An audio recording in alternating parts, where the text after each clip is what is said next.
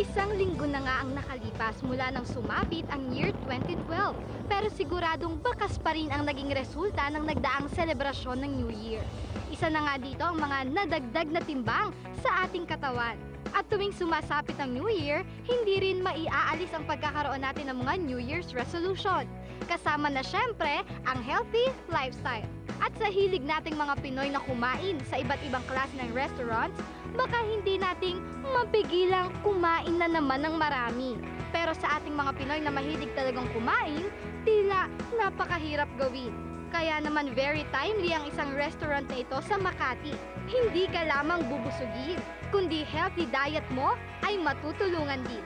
Dahil ang mga pagkain nila dito, mga healthy foods na siguradong magugustuhan ng mga adults at ng mga chikiting. Gusto talaga namin makapag-share ng mga healthy foods sa mga tao. So actually nag-umpisa to even before that, mga September of 2009, nung nagdala kami ng mga organic na mga produkto galing sa Mountain Province.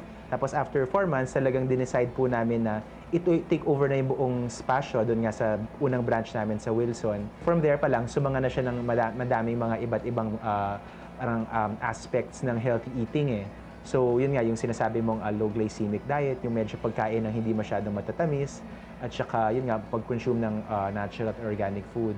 At saka medyo aside from the organic produce, at saka yung menu nga ng aming masarap na. Kasi yun ang gusto namin is yung healthy food gawing masarap. Kasi medyo ang daming mga misconception ng mga tao na ang healthy food, una nga medyo may kamahalan ng konti at hindi pa siya masarap. So maraming mga sagabal na kailangan namin i-overcome. So dapat talaga masarap yung pagkain namin.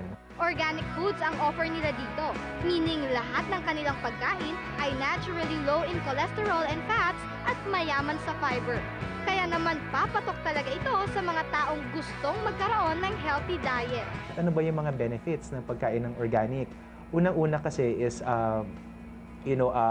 nakakatulong to sa mga nagtatanim ng organic. Kasi usually ito yung isang mga small and medium-sized farms na hindi naman ganun kalaki yung resources nila like big commercial farms. And then number 2 is, it's really more nutritious.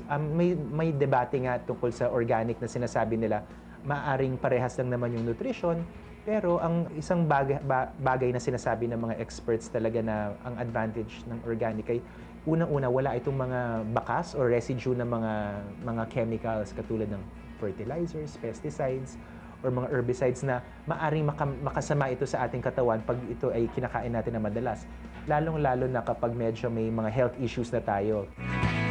Good morning mga ka-homepage. So, katulad ng sabi ko kanina, ito yung ibang mga produkto namin, mga best-selling items sa aming menu. Maaari nating kainin, especially ngayon na New Year, dun sa mga taong medyo naparami ang pagkain during the holiday.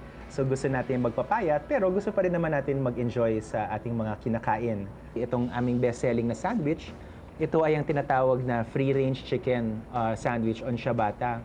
So yun nga, hindi naman masama na kumain ng karne. In fact, meron din kaming beef at saka pork sa aming menu. Ngunit, hindi po ito yung pinaka-main ingredient. Ang dami-dami. Sinasamahan po namin ito ng organic na mga ingredients. Katulad nga ng ito, meron siyang organic na lettuce.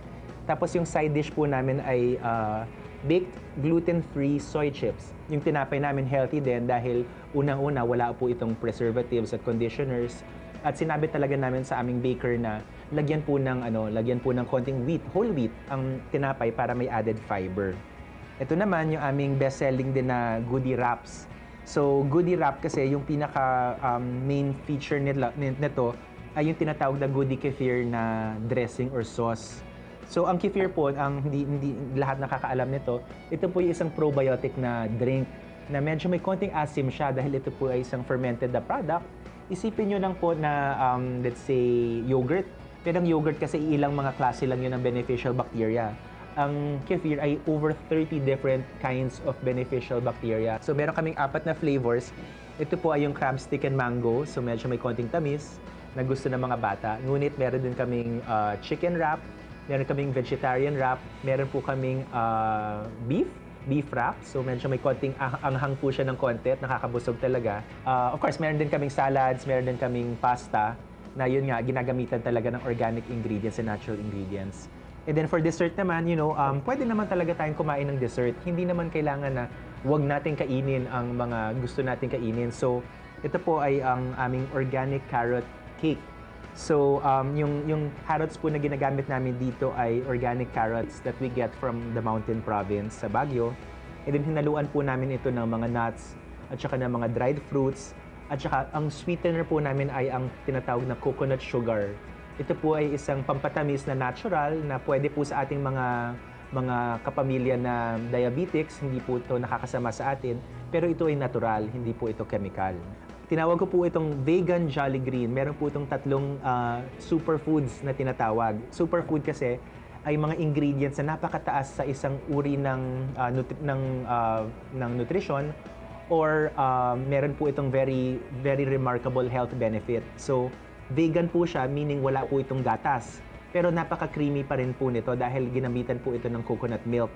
Ito po ay may spirulina, malunggay at green tea. So talagang imagine mo 5 klaseng superfoods ang makakain mo sa kada kutsara ng Jolly Green. And para para mapawid ang ating uhaw, ito po ay ang aming goodie smoothie. So ito naman ay ginamitan din po ng kefir, which is yung probiotic drink. Tapos linagyan po ito ng mixed berries. So iba-ibang klaseng mga berries na galing sa Philippines at saka sa abroad. At saka yun nga yung natural sweetener. So ito po ay napakasarap na pagpapawid ng uhaw, low in sugar at saka high in nutrition. Mayroon din silang tinatawag na digestion juice. Ito ang pinaghalong apple, beetroot, ginger, and carrot na mainam sa detoxification, liver cleanse, skin tonic, at marami pang health benefits.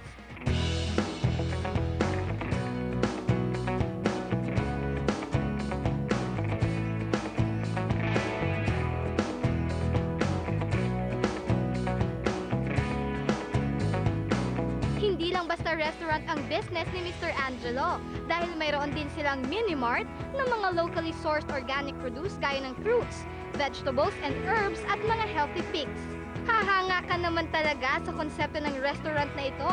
Hindi lang ang goal nito ay ang kumita dahil kaakibat din ito ang kanilang advokasya na mabigyan ng awareness ang mga tao na magkaroon ng malusog na pamumuhay sa pamamagitan ng pagkain ng mga masusustansyang pagkain gaya ng mga pagkain kanilang ino-offer sa kanilang restaurant.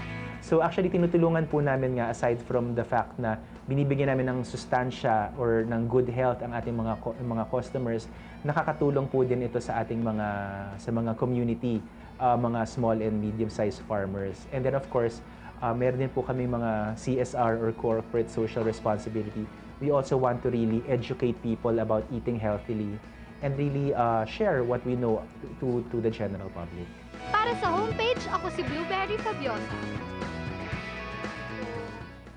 Mga ka-homepage, magkakaroon po ng free talks na Mr. Angelo Songco about Healthy New Year. Practical choices for a new you at Medicard Lifestyle Center on January 21, Saturday at 5 p.m. Get valuable tips on eating, living more healthy.